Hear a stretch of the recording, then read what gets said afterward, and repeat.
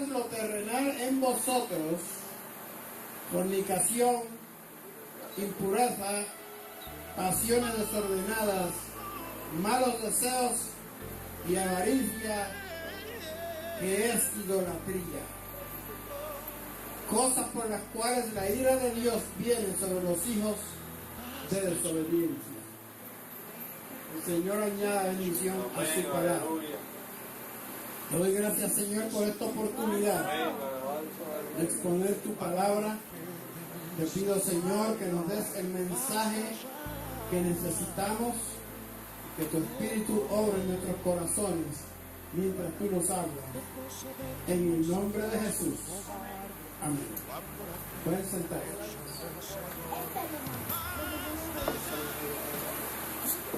Gloria al nombre del Señor. Mi esposa me preguntaba si yo hablar algo sobre el matrimonio,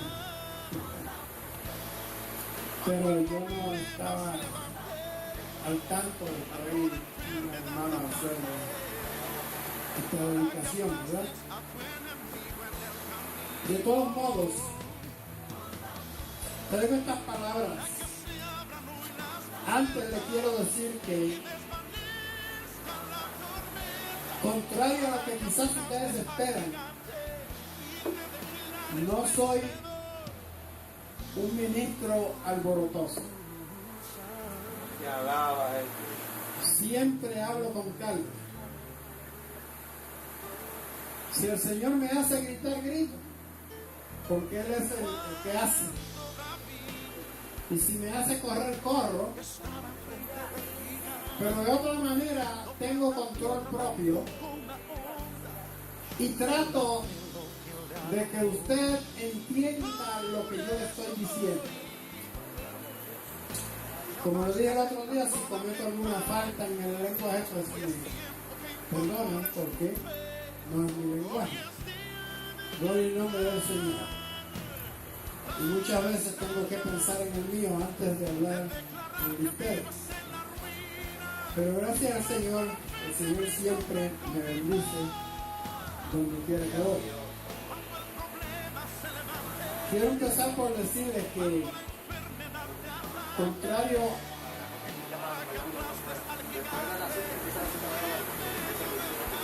Colosenses 3, del 1 en adelante,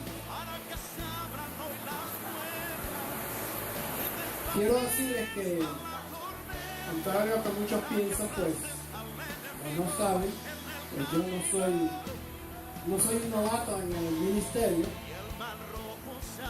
debido a que yo empecé a predicar cuando tenía 14 años.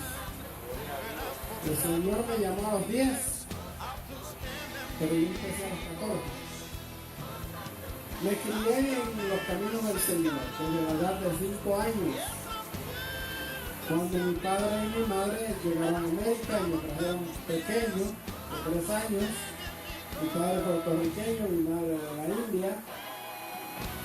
Vivíamos en Afganistán, donde nacimos 28 hijos. Y él se trajo 11 de nosotros porque él quería ya retirarse a su país. Y nos llevó a Puerto Rico, pero en Puerto Rico no pudimos vivir porque hay algo en los puertorriqueños que son muy curiosos. Y cuando oyen a alguien hablar con un acento diferente o estilo diferente, pues se quedan fijos mirando lo que no encontramos en otros países. Y como veníamos con la vestimenta de Afganistán, pues nosotros los varoncitos con nuestros turbantes, nuestras túnicas, pues la gente se nos quedaba mirando, las muchachas de casa con sus salis puestos, y entonces, y su velo, y entonces se nos quedaban viendo, y mi mamá se sintió muy incómoda y le dijo a mi padre: no me gusta esta tierra, vámonos a otro sitio. Y mi padre nos llevó a México y allá pues nos criamos. Bendito el nombre del Señor. Pero mi papá se descompuso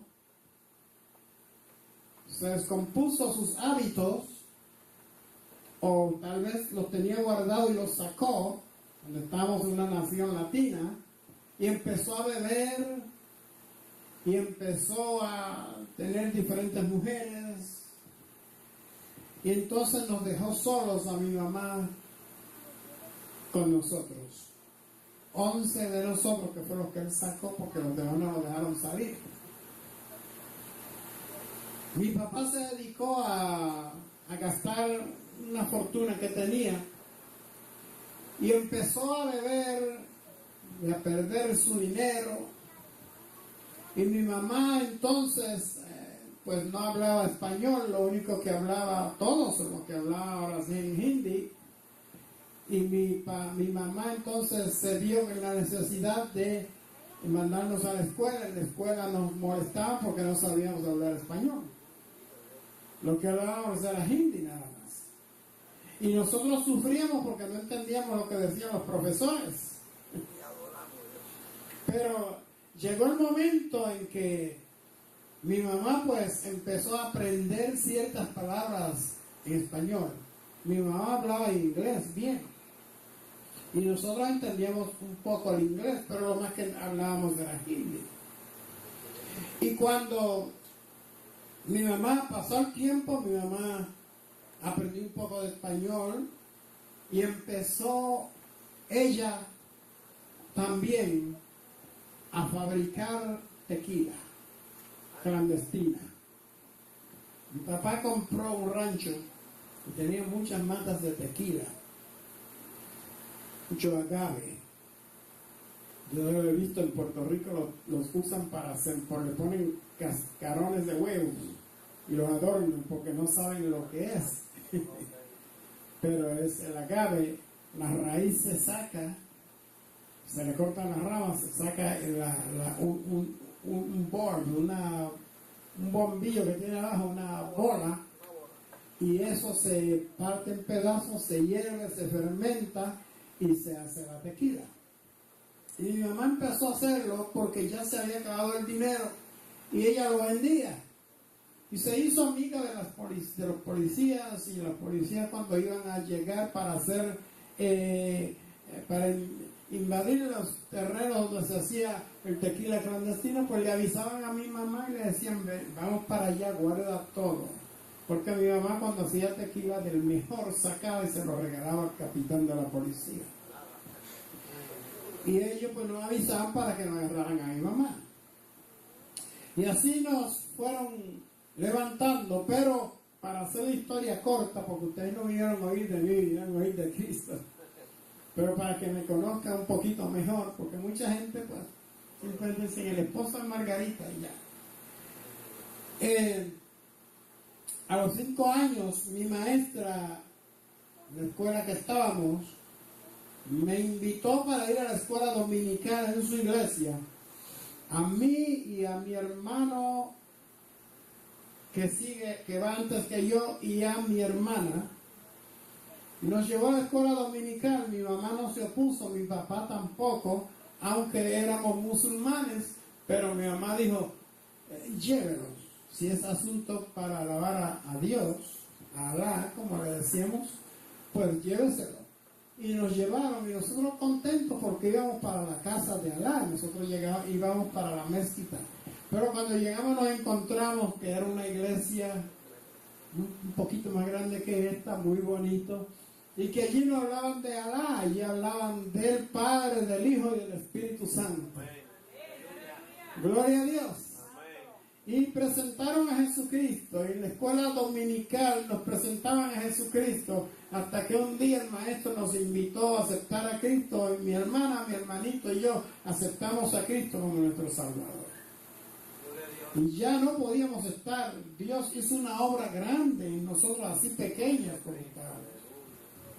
Y Dios empezó a obrar en nosotros, y a través de nosotros, pues luego vino mi papá, y ya dejó un día, mi mamá se convirtió primero, mi mamá vino a la iglesia y dijo, yo quiero estar allá, en nuestro idioma, ¿verdad? Yo quiero estar allá para ver qué es lo que a ustedes les gusta tanto de ese lugar. Y cuando fuimos, el Espíritu Santo la arrestó y ella dio su vida a Cristo esa noche.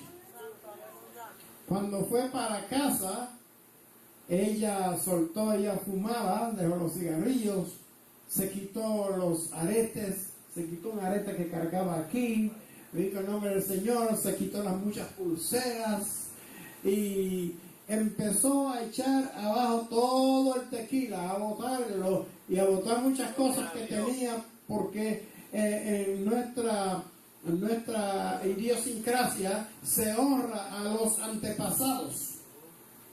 Los antepasados, cuando muere un antepasado, se toma el retrato, se pone en un altar, se le ponen flores, se le pone comida, todo esto. Era una mezcla de hinduismo y islamismo. Pero así es. Entonces, mi mamá llegó el momento en que cuando se convierte, bota todo eso y empieza la gente alrededor a decirle: usted se puso loca. Pero mi mamá entonces, no sé cómo, yo sé que ella le decía: no estoy loca, encontré algo mejor que esto. Y la gente nos preguntaba: ¿qué dice ella? Y le decíamos que encontró algo mejor. El asunto es que al mes mi papá dijo: yo me voy a dar la última borrachera, pero quiero que ustedes me lleven a ese lugar que ustedes van, porque yo quiero ver qué hay de bueno allí. Él decía que era católico espiritista. Y él siempre hacía unas oraciones y soltaba unos aceites y unas esencias. Bendito el Señor. Y para todo él hacía eso cuando iba a salir. Y esa noche se dio una borrachera bien fuerte y había que llevarlo, porque si no lo llevábamos, cuando él despertara y supiera que no lo llevamos, todo en casa llevábamos, los grandes y pequeños. Y así pasó el tiempo. Él llegó a la iglesia, se echó a dormir para atrás, empezó a roncar. Yo no sé cómo él oyó el mensaje, porque yo lo único que sé es que para el Espíritu Santo no hay imposibles. Aleluya. Y mientras él roncaba y tiraba, dispersaba toda aquella peste del mosto que salía de su boca y de su estómago, gloria a Dios. En la iglesia al frente estaba lleno, porque en México pues las iglesias tienen las ventanas abiertas y todo, y la gente va y ve. Y cuando llegó, la gente decía: si ese señor se convierte el diablo. Pero él, allí dormido, el mensaje pasó, él roncaba, pero la iglesia oraba. La iglesia de antes no era como la iglesia de ahora, que mientras se está predicando, los hermanos y las hermanas están hablando. Por eso me gusta aquí, porque aquí no hacen eso. Aquí yo he ido a varias iglesias y eso, ay Señor, hasta toman sol adentro de la iglesia, comen papitas, comen bizcochos, hacen todo eso. Lo que les falta es llevar arroz y habichuela y comer dentro de la iglesia. Y mientras los pastores hablan, predican, muchos están allá atrás hablando de 20 cosas.